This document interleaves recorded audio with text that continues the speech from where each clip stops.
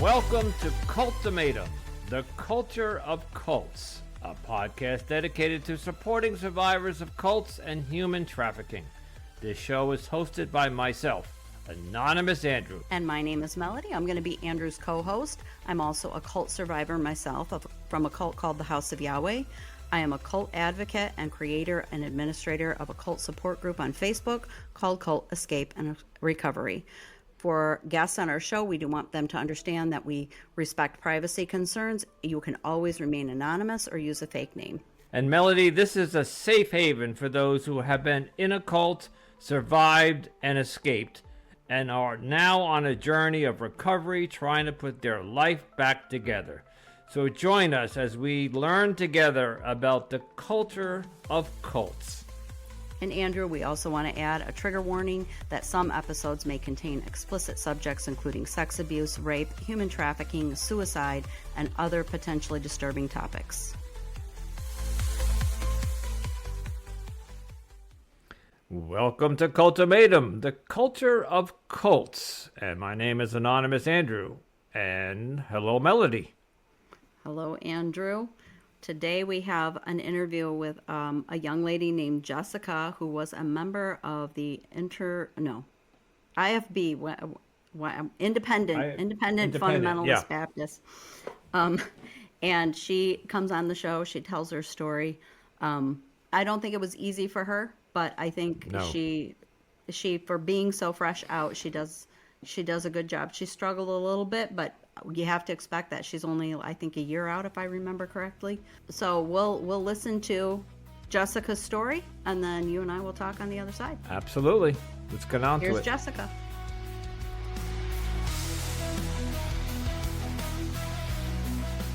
Greetings and welcome to another episode of Anonymous Andrew Podcast. As in the intro, we are doing another cult. This will be episode 3 of my deep dive into the culture of cults. And joining me today is my co-host, Melody. Hello, Melody. Hello, everyone. And our guest today is Jessica. And Jessica she has stepped forward to share her story about her experience growing up in a cult. Hello, Jessica. Welcome. Hello. Okay. You know what? I screwed this part up all the time. I'm going to shut up. Jessica, tell us your story. Okay, so I was born into this cult, the Independent Fundamental Baptist Church. It comes across like all over the country. They're doing like world domination type thing secretly. It's weird. You have to kind of like be in the inner circle in order to be a part of that. It's weird. Anyways, I was born into this group, but my parents weren't like super serious about it until I was in like middle school. Before that, in my elementary years, lots and lots of craziness, mostly for my dad, because he, like many IFBers, specifically men, are narcissistic, very, very, like, covert narcissistic, like textbook and everything else. So that led to a lot of abuse from him, specifically towards me and my youngest sibling, specifically sexual abuse from my dad. My dad did things to my sister when she was about 6, from what I remember her telling me recently, and as well as him doing things to me throughout my entire life until I was the age of 25. Let's see. When I was about 6-ish, somewhere in there, my mom actually discovered that she is a part of the LGBTQ community, specifically bisexual. And my dad found out that she discovered that, and so he, being, ultra conservative super conservative, that's like that's one of the big things about the IFB is if you are an IFB, you're automatically extremely conservative, like extremely right wing, Republican, whatever else. It's like if you're not that, you are automatically a demon from hell. That's their mentality about that stuff. And that's where like a lot of the politics comes in, is that if you don't agree with them exactly how they see it, then you are not even human. Anyways, what was I saying about my dad? Well, let me ask you this. So, your mom and dad were in this church, yes, my family has been involved in it for at least 7 generations back. So okay. we're deep into this. So your mom comes out as LBGT. She comes out of the closet. Is she excommunicated? Yes. I only know that term from the Catholicism. Is she excommunicated from the church? Surprisingly, she wasn't, because she was too stubborn to be excommunicated or anything like that. And again, this was like when they weren't like super serious about it, but my dad found out about it. He was not okay with it, so he decided to kidnap me and my siblings. Oh, did they try to do any conversion therapy on your mom by chance? Oh yeah. Okay, because I know that IFB is very strong on conversion therapy. Oh yeah, I read through it when continue on. You were a kid in college. Oh, you've been subject to the conversion therapy too. Oh yeah. Oh gosh. Okay. So my dad found out about my mom being bi. He was not okay with it, so he kidnapped me and my siblings and hid us for a few days, at least a few days. At one of his friends' houses. Our mom was obviously very distraught about it and stuff, and she basically spent that entire time looking for us, because she obviously had like no idea where we were. And also my mom was also like very protective of us, and like very like, hey, this, not everything about the religion is right, and yada yada yada. She was basically not super like, she was only involved in it by name because she had to, kind of thing. But like beyond that, she wasn't like, she hated everything to do with it. But she was in it. So she was there, like, but she was probably there for your dad, but she didn't actually believe what they were teaching. Is that correct? Yeah. Okay. Yeah. My dad, on the other hand, he's like common. Fully convinced. And so when she finally found us, she, was obviously being like, hey, what are you doing with my kids? Give them back to me. And my dad, they got in this huge fight over us. And the friend that we were staying with at that time, they saw the fight like escalating, so they called the police. But because my mom was being the aggressor in that particular situation, she was the one that was being arrested. Yeah. And my dad framed it as, hey, this woman is crazy. She is drunk and aggressive. I am trying to save the kids from her. And so from all of that, she lost all of her parental rights if she was going to leave him. So she stayed with him in order to protect us. And that went on until I was 19, when she had a pulmonary embolism and basically just dropped dead in front of her house when we were coming home from church one day. Oh my gosh. So, I'm sorry. That's traumatic. Wow. Like, I was there for everything. I saw everything. Oh yeah, it was very traumatic. I still have nightmares from it, and it's been like 7 years now. So, but so that was when so the whole kidnapping thing, that was when I was like 5, 6, 7, somewhere in there. And then after that, shortly after that, we moved to a different place. and started public school. I was like bullied a lot. I consider myself one of the lucky ones, because of the fact that I went to public school.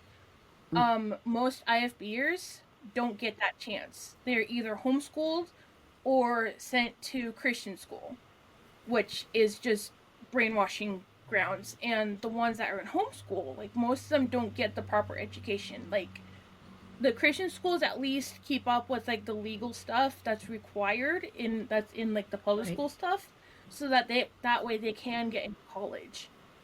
And stuff like that. But homeschools, they just, do whatever they can afford. So and they for have, some like, people that also different, affects them socially curriculum. too. Oh yeah, definitely. Definitely. Because a lot of the homeschoolers, they don't get the proper like socialization that Christian school kids and public school kids get. So and like you just by looking at them, you can almost tell like this person was homeschooled. And it can further isolate them from other people. Oh yeah. Yeah. Jessica, I feel like we skipped a big part of. If you're comfortable telling us, where did you first? At 6 years old, what state were you in? This was in Washington State. Okay, and your family was involved with this church, IFB? Yes, one of the many churches, because again, all over the country. Yeah. Okay, but in the town that you were in Washington, you would go to this church on a weekly basis. Was it more than that? Was it a daily thing? Was it a couple? The first church I remember going to, we went there on a weekly basis every Sunday. I was in the Sunday school class. I suppose I don't remember much of it because I was so little, just like playing in the nursery or whatever, and then also like a couple lessons on hell. From the Sunday school teacher. It was like the time I got saved, quote unquote, as a 5-year-old, I think. I don't know.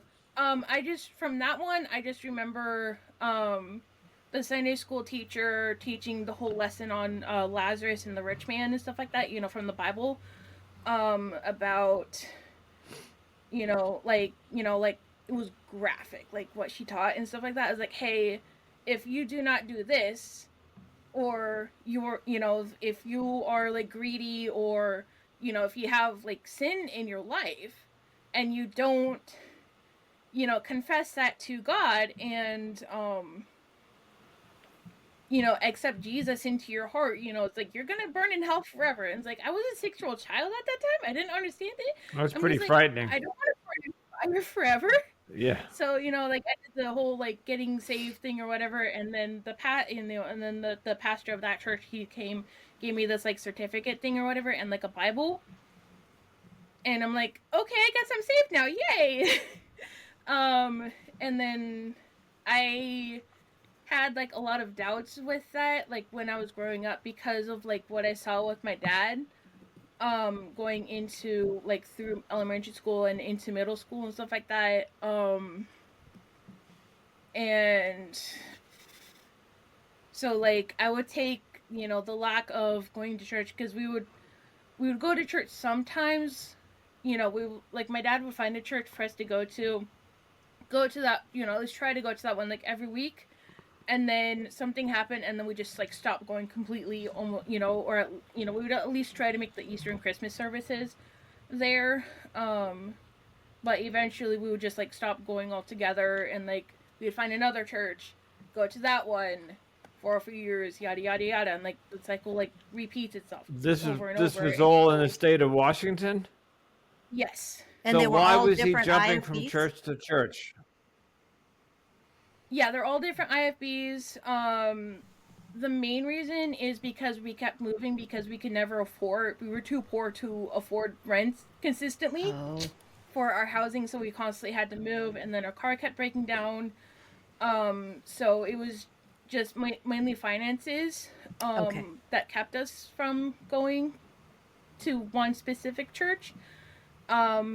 Because of like all the moving and stuff we had to do constantly as a kid. until so we lived in one place, and then that place I think flooded or something. I don't know. Something happened. We had to move out, and then we moved to the other place. That's where the second place I remember living in. That was in Renton, Washington. That's where most of the abuse happened for me personally. Partly because we lived there the longest. We lived there from the time I was like 6 or 7 until I was 13. Okay. No, yeah, like 12 or 13. What did your dad do for a living? He was a truck driver actually, semi. Okay. And I would imagine, like in many cults, he would have to give part of his salary to the church. 10%, yeah. 10, And then once I 10%. started working, I had to do the same thing. And it's something that they kind of like guilt you into. They say that like, oh, if you don't give 10% of your gross income before taxes, then that is considered robbery from God. You are stealing from God, and He will punish you. Yeah. Whether it be you lose your home, you go through like family chaos and dysfunction, your family is no longer healthy, Yeah. and Oh, yeah. stuff like All that. the brainwashing tactics. Yes. Yeah. Yeah, yeah. So yeah. Well, and that's why when a lot of people, that's why when a they lot of tell people you- leave a cult, they will think that every bad thing that happened to them is because they left, and that will actually drive some people to going back, because the cult puts that in your head, and you're like, Yeah, oh, that's this what is they tried happening. doing My with my grandma sister. died because I left the cult, and then you're like, oh, should I go back? But that's the brainwashing, like Andrew was saying, it's the brainwashing kicking back in, and it's hard to overcome that when you're Does- Yeah, that's actually what happened. Yeah, that's actually what happened with my sister. When she went through the brainwashing when she was like 16. This was like right after mom died. She discovered that like, hey, I am queer too. Part of the LGBTQ community, and my dad found out about it, told the pastor and stuff like that. So she was forced to come out to the pastor as like, hey, I'm gay and stuff like that. And like immediately they were like, keep in mind she was 16 at the time. If you continue down this path, you are going to end up on the streets, you are going to kill yourself, and you're going to burn in hell forever. Despite the fact that she, gave her heart to God and got saved many years prior to that. Yep. Just because she is now queer, suddenly she's not saved. And that same thing happened to me when I discovered that I am part of that same community as well. I'm just curious because you had mentioned that if some of the scare tactics that they used were that if you didn't do this, if you didn't do A, B, and C, you would burn in hell or somebody in your family would die. When your mom passed away, did the church accuse any of you? Oh yeah. Yeah. They made the entire funeral about that. Yeah. So what happened is that she had been, sick with this like virus thing, for a few months prior to that. She got sick like right after we got into like a car accident. We were going home from so my dad was in this like volunteer orchestral band thing. Classical music, local community volunteering, yay, community service, providing good music, and he has a college degree in music too. He plays French horn. Yeah. Anyway, so we were coming home from one of his concerts, and this lady decided like, hey, I'm gonna make a left turn right in front of them as they're changing lanes. So we got T-boned. And my mom got sick like right after that with this like virus thing or whatever, and it is normally whenever she got sick, she was sick for a few days and stuff like that, and then got better and was fine. But this time she didn't. She kept on getting worse, and she refused to see a doctor because she had white coat syndrome. So she was terrified of seeing any kind of doctor. She had a lot of like mental health stuff going on with her because of her upbringing, genetics, and then upbringing. Also, she had severe anxiety. I got that anxiety from her, and then my dad also had like severe depression. I got the depression from him too. Yay! So I am a mess. Mental health-wise. I'm sorry to hear that. In many cults you are prohibited from using Western medical medicine. Did the IFB do that? Like, When it comes to physical ailments, they are all for that and stuff as long as you don't miss church. It's the Eastern stuff that they're like, oh no, that's demonic, stay away from that. Oh, really? Um, Okay. yeah, at least that's what my church was. Okay. Because everything is possessed by demons. Um, or at least influenced by demons is what they teach. So Yeah. they embrace Western medicine. They embrace Western medicine as long as it has to do with the physical body. Right. Mental health does not matter to them. It is non-existent to them. It is to them. It is or emotional tormentors sent from Satan. That's what mental health is to them. You had mentioned this before we recorded that you had entered a psychiatric hospital at some point.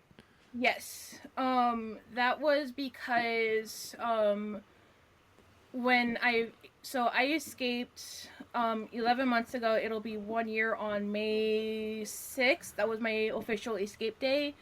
I had to fake a college graduation in order to do it. Wow. But yeah, so paranoia was intense. Okay, I know escaping every cult is a challenge, and they brainwash you into scaring you about leaving. But what was preventing you from leaving, let's say at 19 or something? When your mom passed away, what maybe I might have said, screw this. Things with them got a lot worse because I wasn't to care about what happened to me. So I let them do whatever they wanted to do with me, and I let them control me basically. And I'm like, you know what? I don't care at this point. I'm on this earth to not do nothing but suffer, so I might as well suffer for something that is somewhat worthwhile in the end. That was my mentality at the time.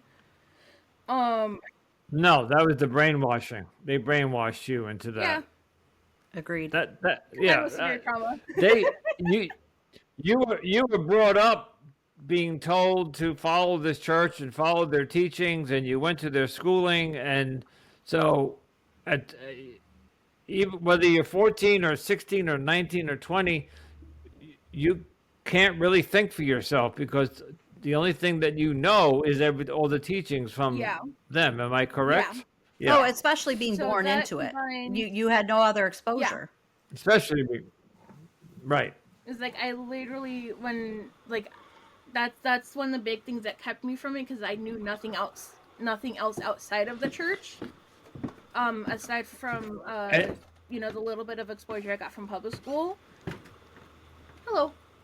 Sorry, and like Melody has mentioned in other episodes, if the church, these cults brainwash you into saying that if you leave, you'll have nobody in your corner. In other words, you won't have any friends, you won't have any family, you won't have a job. They could not be more wrong about that because I have my sister, I have my brother. Oh, right. No, they're wrong, but that is what they say, correct? Yeah, that is what they say. So I have several people supporting me. Like I have my sister, my brother, my sister-in-law, my foster sister, my best friend as well, and a few extended family, as well, and even my coworkers. But I'm trying to, and this is just me being what do they say, an armchair quarterback psychologist. You said at 19 you did whatever they told you to do because you were. I think that's because you were brainwashed for almost 19 years into believing everything they told you, and you didn't know anything else. You didn't, and so if you were to leave, you would have believed you would have had no life. You would have nothing to go to. So, am I right? I'm just. You're right about that. That is what they teach. Okay. So yeah, and then that was also my senior year of high school. So that was oh, college, yay! So that's when they sent me to the first college. I was in 2 colleges. The first one was North Valley Baptist Church down in California. The pastor there's Jack Treber, pretty sure y'all have heard at least stories of the dude, because Giovanelli, yay, all that chaos. So I initially went there in 2017 the first time, and then again in 2019. The one in 2017, that one, I was there for only a month because my high school messed up my credits and stuff like that, and so I had to go back to high school basically for a semester for like one class. And then after that, I did like a gap year to like kind of like save up and then pay my dad back for the first time of college. Then in 2019, I went back and actually stayed there the entire semester, and then I went back for the spring semester, and then that's when COVID hit. And so then we had like, if they say they had, so like once they did the COVID stuff came out and nobody knew what it was and stuff like that, everybody was like freaking out. They basically gave us, if we lived outside of a 75-mile radius of the school, we had 24 hours to get out. And I was outside of that radius, so I was sent back home. And then we had like a 6-week long spring break kind of, and then we did like online school for the rest of that year, and then the semester after that. That time period though was like the absolute worst, because that's when I was dealing with both my home church, Open Door Baptist Church, in Kent, Washington. The pastor there was Joel Byram, as well as my father as well, and then on top of all of that going on, also all of the stuff from North Valley. So all of that, that's when I started to like kind of like, that's when my blindfolds like started to come off, because I was starting to see the abuse for what it was, instead of just like turning away from it kind of thing, ignoring it. Right. So that's when you were probably getting a little bit of exposure, maybe by being in school and working. Were you working outside and like? Sure. Yeah. So you were getting some other outside influence. Yeah, I had. I think it was actually my first job. No, yeah, my second job actually. My first job, I was a bus monitor for my local school district, the one I graduated from high school in. Working with the special needs kids. Just taking them to and from school and whatnot. I love that job, honestly. But then, because that one's like school district, I had to leave it to, go to college in a different state. So then I started working at Target. And that, I think that's where my like outside worldly quote unquote exposure like started happening with my coworkers and stuff like that. It was like, y'all are weird, but whatever. I mean, at least you work, so that that was like the very beginning. And then I was still working at Target throughout the whole COVID thing and stuff like that, and again, like slowly getting more and more exposure outside of the church from this job. As well as, seeing my siblings beginning to stand up for themselves from my dad, and then noticing, hey, my pastor at my home church is encouraging my father to treat my siblings this way. This isn't right. So that's... When you say treat your siblings this way, what are you referring to? When my dad would abuse us, it was actually, especially after my mom died, it was actually encouraged by the pastor to abuse us, as a way to, again, to control us. Okay, wait a minute. The pastor of IFB was telling your father and probably other fathers to sexually molest or abuse or rape their daughters to control you. And here's the crazy thing. 8 days after watching my mother die, keep in mind, I saw her drop dead in front of our apartment. I saw them pull the plugs when she was in the ICU. I saw her on like doing all the flatlining stuff. I saw them pull the plugs. I saw them announce her time of death. Like, I was there. I saw all of it. 8 days after all of that happened, the pastor's wife, my father, all had a sit down conversation with me. Hey, you are the only girl in your family now. You need to be your father's wife. Wait. Where's your sister? My sister was still in high school at the time, and my sister is trans. She was originally born a boy. Oh, so you are the only female, Yeah. they're saying, of the... Okay. Okay, so your sister. Okay, I got it. So at that, your Yes, sister my was sister still a is male trans. at that point. Yeah, Okay, at that point, got it. like, she didn't like fully know what trans Oh, was. so she trans. So she didn't just come out as queer. She transed. Yeah, Okay. so Meaning that that's she was what. originally Yeah. born a male, and so you were the only female-born child of your mom and dad. Yes. Yes. Okay. And so because that, like, But they you... were like, you need to be your father's wife now. Oh God. And I was 19. My father is 25 years older than me. Wow. And that That's continued that's until I was insane. 25 at my college graduation. I have to ask this. And so your father would come to you and say, "I need sex," or "We are going to No, have," like it was almost like a... I refused to let him. I did not let him go that far. Um, I would not, because I had been sexually assaulted and abused by other people prior to him. Um, in the church, from not the church. no, not the church. My neighbor, and then my dad's uncle. Oh, Yeah. jeez. So, Wow. Was your dad's uncle in the church? no, he was part of a different church down in Oregon. Of course. Oh God. Yeah. So growing up, you were molested by Yeah. society, neighbors, and relatives, and other... Everyone Okay. around me, pretty All the much. people The you're only supposed to adult trust. that didn't abuse me was my mother. So, All the people you're supposed to trust. yes, Yes.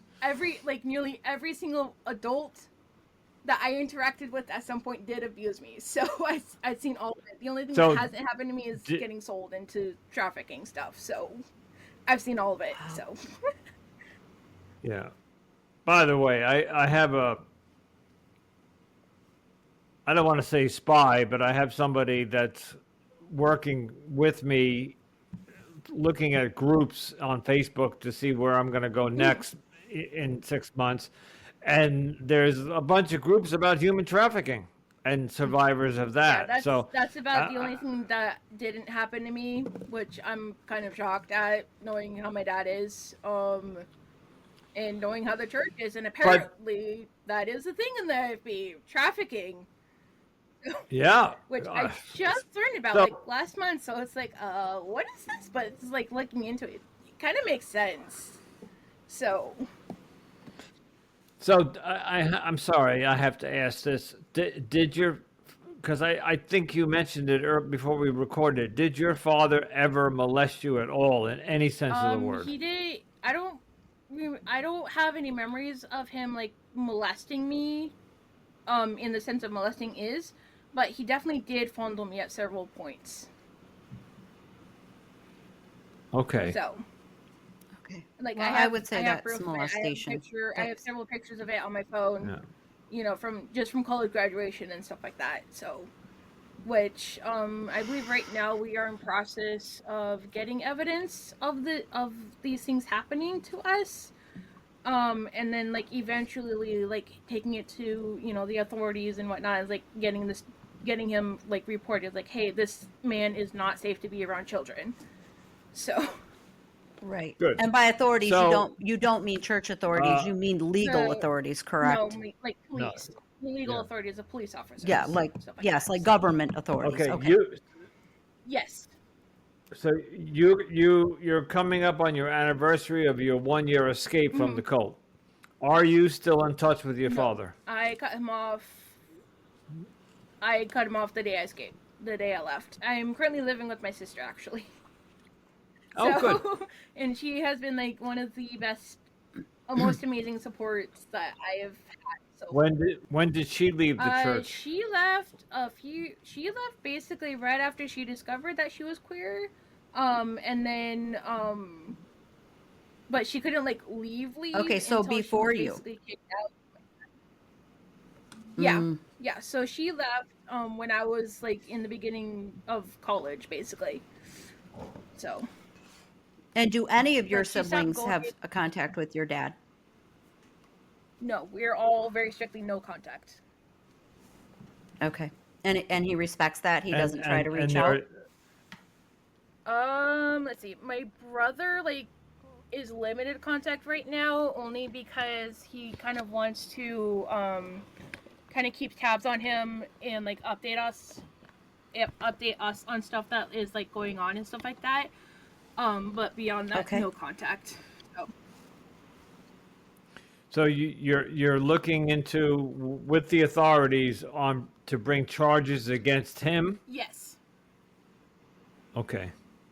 Jessica, do you suspect that Wow. he's possibly abusing or molesting other children inside the church? Is that part of your reasoning, or?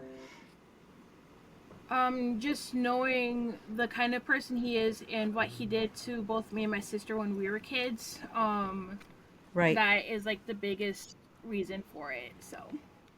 What about the pastor that told your father to do this? I mean, because that's conspiracy. Oh yeah, definitely. That's definitely. he's got to be we want to hold him brought accountable down for his actions too, but we just don't have any evidence right now. evidence. Yeah, because the only way hearsay. we can really like build a case for these people is if we have physical evidence, which you don't have for the pastor. The best way to get evidence is have other victims step forward. Definitely. But we are unfortunately silenced. So quite literally silenced because whenever we do speak up, we are shunned. So when so after the whole like COVID thing happened, you know, when I was like starting to like question the religion, the cult basically, they were like so they wanted me to speak directly to the pastor, you know, so that he can like, hey, this isn't right, you know, you're questioning things, this isn't right, you're not supposed to question things. But because I refused to go directly to him, they instead sent me to another college cult church in Iowa, Harvest Baptist Church. Have you guys heard about them at all? No. I have not. Melody? No. No. Because they're like huge. No, I don't believe I'm familiar with that. Has heard. But anyways, if I did, it's possible that it may have been mentioned in one of my other interviews, but I don't remember. Yeah, but the pastor of that one is Marvin Smith the third. That one is in Fort Dodge, Iowa. So that's where I was sent in 2021. That one. You think North Valley is crazy? No, North Valley is child's play in comparison to Harvest. So I was sent there, and then right before I was supposed to come home for the summer, come back to Washington, that's when my dad kicked me out because your sibling is abusing my father, kind of thing, when it was really the other way around. She was just defending herself from my father and whatnot. Right. And my dad was very convinced it was the other way around. He was being the one abused, and he didn't want me to be around that and be manipulated by my sister, when in reality she was just defending herself. So I was kicked out. I was made homeless because my sister had issues. So that left me homeless. I had to, which is why I stayed there for so long. I was there for 3 years, 2021 until 2023, last year. I was originally going to get my my bachelor's degree, either in education actually, but then I'm like, you know what, this isn't right. I mean, like, I can't use it, so I switched it to general studies. Like my last semester there, I was there for, again, 3 years. I was gonna go for a 4-year degree, ended up with a 2-year degree. While I was there, that's when I was like, hey, this isn't right. Like, that's when it became even clearer to me, especially once my friend, my best friend came over there, because her dad is the pastor of another church that, and is also best friends with my home pastor, my home church pastor. So them two are best So friends. just to clarify, this is another IFB. Yes. This Okay. particular church is oof, I don't want to give location because that would jeopardize their safety. But it's in Washington. But her dad's the pastor of that Okay, church. that's good enough. Yeah. Yeah, that's fine. Yeah. But yeah, so that pastor and so both these pastors like best friends. So as a result, the churches are like really close. And so we basically grew up together. I'm just trying to think of a way that you can voice your tell your story more. I mean, I'm doing what I can, but I don't have a million people. Is there's and of course you joined Melody's Facebook group, which is great. That's good for support and exposure. But to Melody and Jessica, to your knowledge, nobody's done a documentary on AFB. I think that's where I'm headed. It's like Oh, there is one. There is one. It's we that's like. the Let Us Pray, but it's Prey, as in the prey of an animal. Oh, that's right. That is about Right. Yeah, IFB. and then there's also one about the Duggar family too. Happy Shiny People. Yes. Those Yes. two. Yeah. Because the Duggar family is IFB. Yeah. So when you try to tell your story, or you said you're always shut down. Usually, yeah, just because of like how like out there and like crazy it is and stuff like that. Like it, like when I tell it for what it is, it does in fact sound like a movie. So, like to normal like most. So most who do you people, share it with that shuts you down? Usually I share. I try to share it with anybody who asks about it. Like it's just one of those things where it's like the farther in you, Oh, it is pretty extreme. Yeah. And again, your story, the most extreme part of your story is the pastor encouraging your dad and telling you that basically it was your job to become your dad's wife. I mean, oh yeah, definitely, because she refused to completely conform to them. They were like the reason why she died is because she played video games and God is judging her because she's playing video games and whatever. It was not honoring to her. She has sin in her life. Oh, I know the mantra. Yeah, yeah. Like how Yeah, she's being cursed. Supposed to, like, honor the person for who they are. No, this one is all about this person lived a horrible life and they're being judged by God right now. But because she is a Christian, she is saved and in heaven right now. Okay, I'm gonna ask. At least they gave her that. True.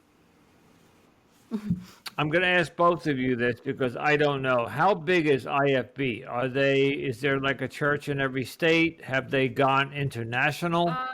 Or is it really just like the Pacific Northwest? This thing is all over the country. There is over 1,000 churches nationwide, and there's about 8 million people involved across the country, and then wow, that's big. Okay. To spread it around the whole world. Like my home church, they have a missions base in the Philippines right now. To basically, they have a church there in what's it called? Orion. That whatever that city is in the Bataan Peninsula. There in the Philippines on one of the main islands, and then so they train the locals there to become pastors, and then they send those pastors out to start other churches across the Philippines and eventually going into Asia, like other third world countries. Do you have any idea, and I wouldn't blame you if you don't, but do you have any idea if what happened to you and what's going on in the state of Washington is going on in other churches? It's going on in like other pastors. Churches. Yeah, I don't doubt So, just off the top of my head, start a podcast, start a blog, start a YouTube channel where you can start writing a book. At least the video. Yeah, well, I'm trying to think things that don't cost a lot of money. So Yeah, oh, that's YouTube true. is Yeah. free. Valid. Yes. Start a channel there, and then let's see how you. I would like you to get your story out there, and then for somebody. Do you know who did the documentary that you saw, Melody? Do you know what network that was? I believe that was HBO Max. Let Us Pray. Do you know for sure So Yeah, what it's network was on. airing that, From what I'm aware, Jessica? it's on Max and then also Amazon Prime, which I don't have either of those Okay. subscriptions. okay, but so where I'm going here is seems like so far Amazon and I'll throw Netflix in there and HBO seem to be going after cults. Oh yeah, Yes. This is the so Netflix has done Twin Flames, the Luz del Mundo, and IFB. it's because I think a lot of it has to do with like the lawsuits at the big churches right now, with people finally getting caught for abusing children. Um, so there was I was there for the whole thing, basically from start to finish. The whole Jordan Webb situation. So Jordan Webb, he was a missionary, I think, to somewhere overseas. I forgot where. But Harvest Baptist Church was one of his main supports. And something happened overseas. They came to Harvest for counseling. I put that in quotes because the pastor there, is not licensed at all for counseling. And what he Okay. does is he basically, like for those of us who have genuine trauma, not saying that like not no, all trauma is valid no matter what. Um, Right. but those with mental health issues are like, oh, you're bitter at God. You need to ask for forgiveness. You need to apologize for being abused, and then the demons will go away. Yes. But Oh that's yeah. the No, they. church's Yeah, teachings. that's the That's church's not. teaching. Yeah. That's Marvin Smith's teaching. That's what he told me several times when I was doing sessions with him and stuff. For his counseling, because I was told, oh, and seeking any kind of help from a professional mental health professional who is licensed is wrong. You need to go to the pastor because the pastor is the one who heals everything. So that's Where they essentially just what it did. reinforce the brainwashing and the teachings and reinforce you that Yep. the authority of the world or the government is not valid, and the only authority that you should rely on is the authority of the church. And oh yeah, Yep. yes, very very Yep. typical. The whole thing, the whole circle. Is there, and Melody, you might know this, is there any chance of a civil lawsuit to be brought against? I mean, you were abused, traumatized I mentally. mean, I did develop I, schizophrenia from all of it, so I would Wow. seek out a lawyer who specializes in this stuff and see if I feel for you, Jessica. So tell us where you are today. You're coming up on a year of getting out, of escaping the yeah. cult. Are you living? You living with your sister? Yes. Do you have a job? I do have a are job. you doing well? I do have a job that I've surprisingly managed to keep despite my mental health right now because it is crap right now. Um, my mental health is absolute crap right now. I'm Are you in Right. yeah, therapy? I'm in really Just intense gonna ask therapy that. actually. Good. So Good. I think July. So 2 months after I escaped, one of my abusers contacted my sister and pretended like, hey, I did bad things in the past, but that's all fine now because I'm queer. Yay! And one of those people. And so that kind of triggered like a mental health crisis thing or whatever. And I kind of, when I was going to work, like, 3 days into this panic attack, I was going to work and then I completely spaced out. Like I was gone. My body was there, but my mind was gone. And walked in front of a car that was going like 40 miles an hour. And so I'm like, guys, I don't trust myself. I'm going in. I need help. So, And so I was in the ward for 6 days. I don't recommend it going there just because. Go there if you need help. It will get you the help you need, but it is not a place you want to go to just because. No. Definitely not. Because the friends I made there, like one of them like got like some sort of like IV stuff in her leg or whatever, and her whole leg was completely numb for like the entire time she was there. She was there a few days longer than I was. Oh yes. Is there any more details about your actual escape story that you'd like to share? Okay. Yeah. So my friend had been my best friend had been out of the church for a while and stuff, and I was seeing her, watching her like heal and like get better and stuff like that. She didn't have the same resources that I have, so a lot of it was on on her own and stuff, because again her story is a lot crazier than mine, just looking at all the details and whatnot, because she is a pastor. So she was like discovering herself, and she was actually like happy, like because she was connected to herself, she was healing. And so that kind of like helped me on my journey with healing and stuff like that. I started seeking out, like more secular things like outside of church and stuff like that. I had to do it in secret because I was living on a church compound and stuff like that. There was like a bunch of rules I had to follow. While there, like I wasn't allowed to wear pants or anything like that. It had to be skirts. Everything, had to do like the finger test, where you couldn't wear a shirt or blouse any longer than, I think it was 4 fingers. So like about that length from your neckline, and if the neckline from the shirt went any below that, you had to either wear something under it that would go within this 4-finger thing or above, or just not wear it at all. And it had to you had to get rid of it basically. And then we had the knee test for our skirts, where we had to basically stand on our knees. And if the skirt did not touch the ground with us on standing up straight on our knees, the skirt was too short, had to be gotten rid of. And stuff. The skirt had to touch the floor with us on our knees. That's the knee test. Yep. Very similar to the Luz del Mundo. Yeah, and then yes, that was my cult too. Sides, 2 fingers on the sides, and then I think 3 fingers on the back. I think like that, something like that. So that was our modesty standards and whatnot, because men can't control their lust, so us women have to do it for them.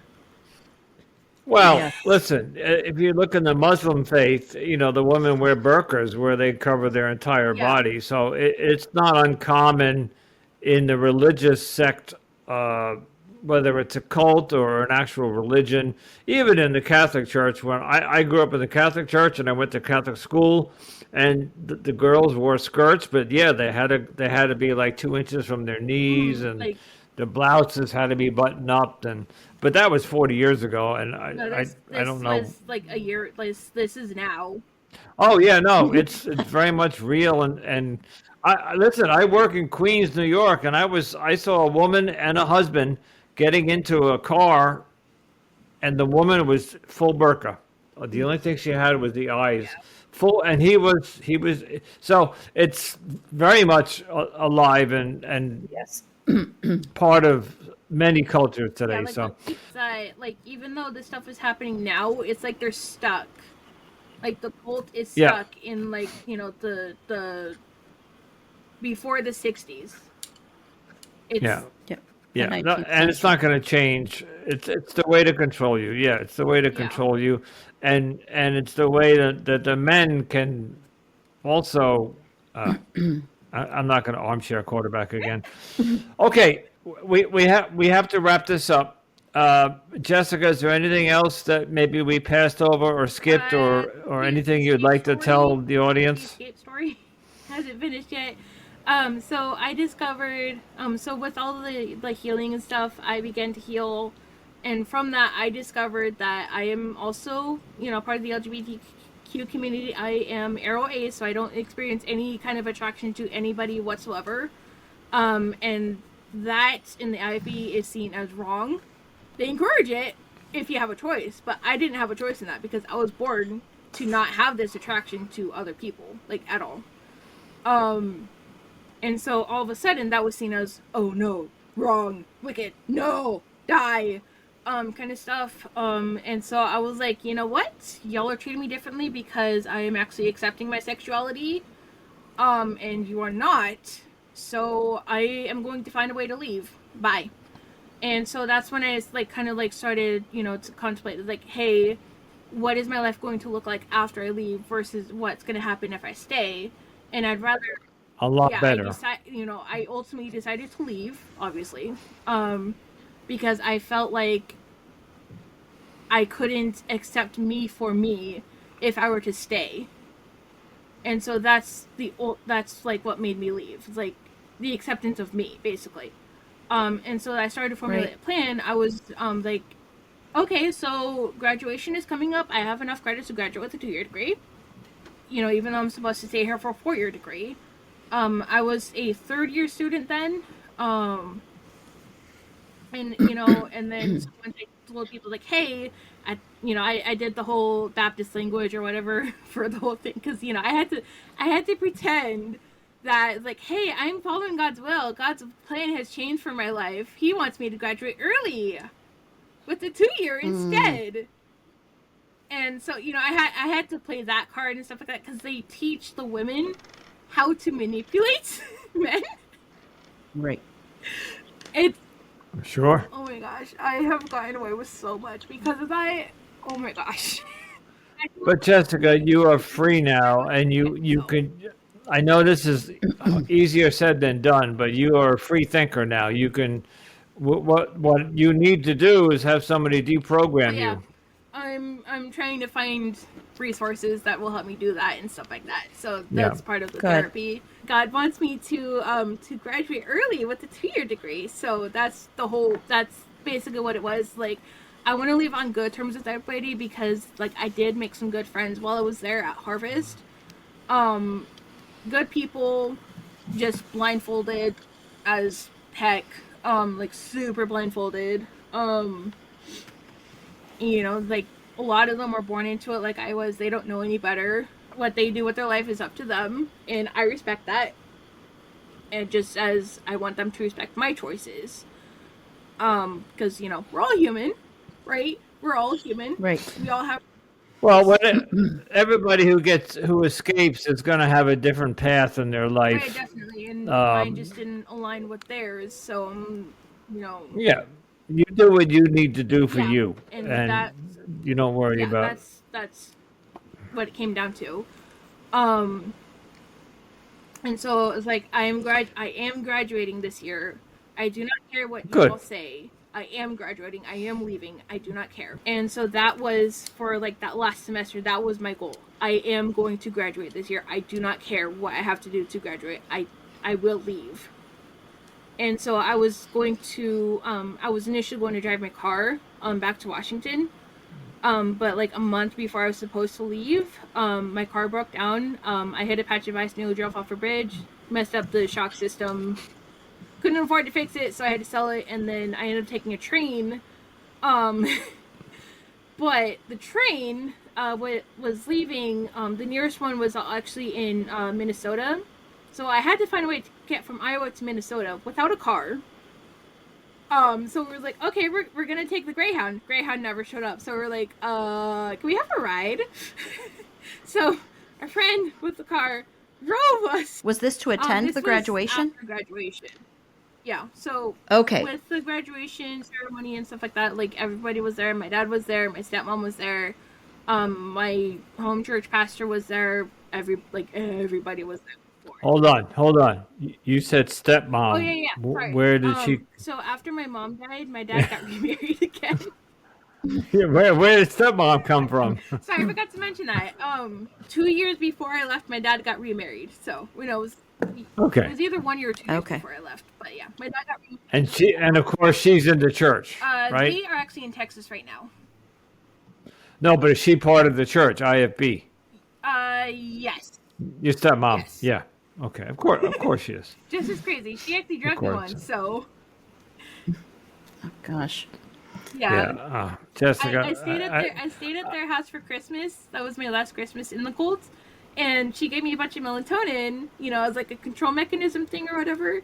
And then I'm like super sensitive to melatonin. So like I need like half the amount for like twice the effect of what normal does. She gave me twice the amount than what is recommended from the bottle.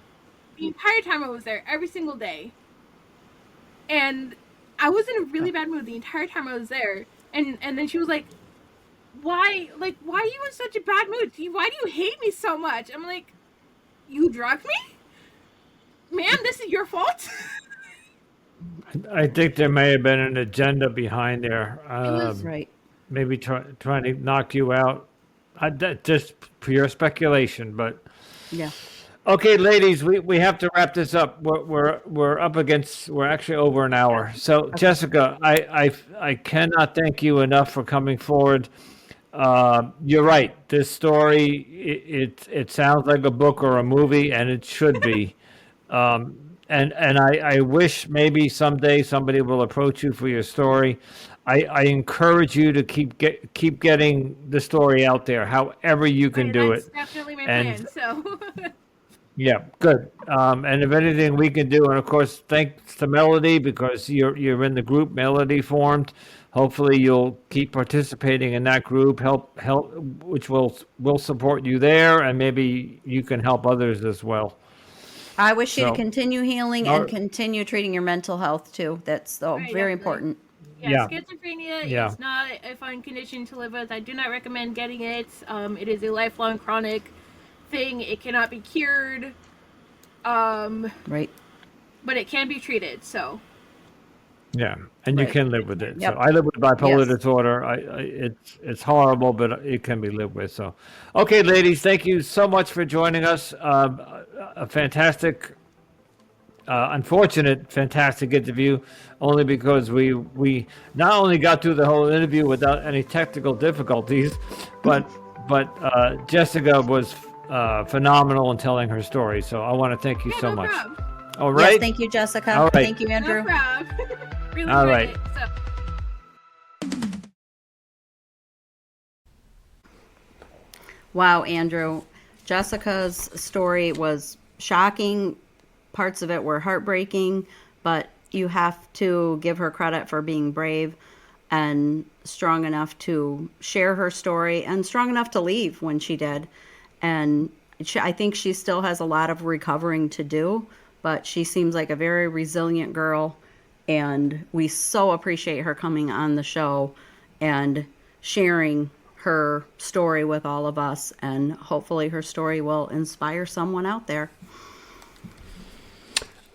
Melody, I couldn't agree more. I, as always, listen very intently, and Jessica was struggling, but not like some of the other ones. You could hear it. Again, people don't see that we watch the body language. Right. And like you said, she's freshly out of it. She's like, what was it, a year? Yeah, I think a year. She's a year or two out. She's still very much, her mind is still very much there. Yeah, I think she's still processing. She's got a little bit of a journey ahead of her. Yes, and I hope she Absolutely. continues to take care of her mental health. That's really important. I know she mentioned that in her interview.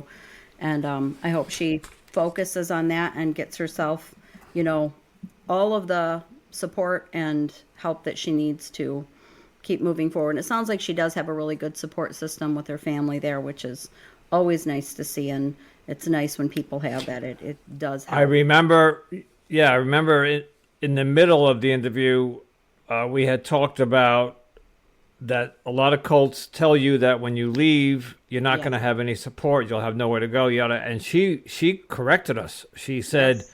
"Oh, it's just the opposite. I had plenty of support when I left my sister." And Yes. So, which I'm very happy for her, but it's Absolutely. not always that way. No, and not everybody has the support system she has, which should help her. And I hope that sharing her story with us, becomes part of her healing journey, because I hope that for everybody who comes on the show. And I usually feel like if somebody comes on the show to share their story, it's because they need that as part of their healing journey.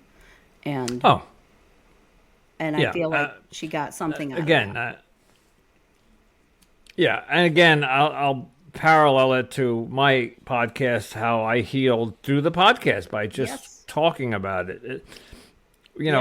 What is therapy? Therapy is going to somebody and talking for 45 minutes or an hour or whatever. Out loud, you are processing it in your own mind just because you're speaking it. Exactly. Telling your story in this venue, like technically two strangers with a microphone, and can be very therapeutic. Yes.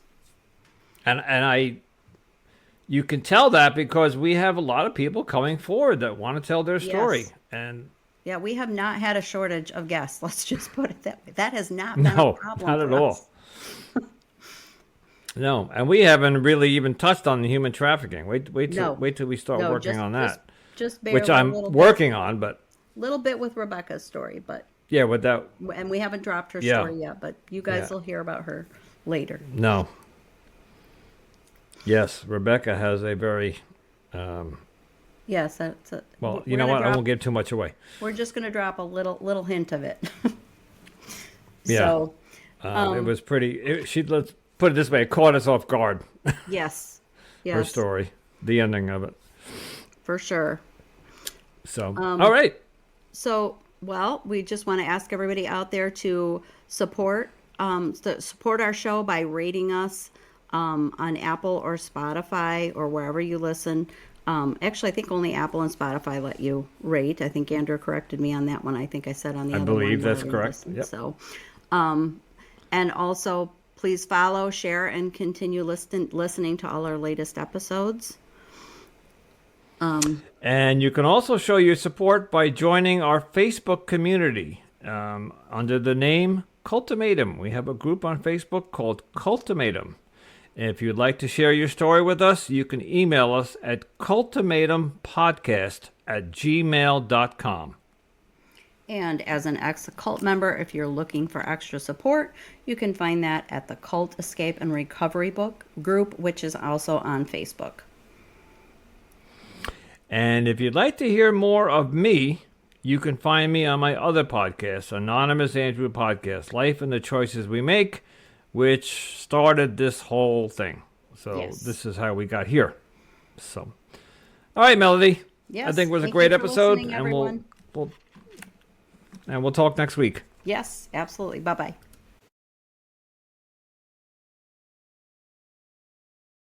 Rating us on Apple or Spotify or wherever you listen. Actually, I think only Apple and Spotify let you rate. I think Andrew corrected me on that one. I think I said on the other one. I believe that's correct. Yep. So, and also please follow, share, and continue listening to all our latest episodes. And you can also show your support by joining our Facebook community under the name Cultimatum. We have a group on Facebook called Cultimatum. If you'd like to share your story with us, you can email us at cultimatumpodcast@gmail.com. And as an ex-cult member, if you're looking for extra support, you can find that at the Cult Escape and Recovery Book group, which is also on Facebook. And if you'd like to hear more of me, you can find me on my other podcast, Anonymous Andrew Podcast, Life and the Choices We Make, which started this whole thing. So this is how we got here. All right, Melody, and we'll talk next week. Yes, absolutely. Bye-bye.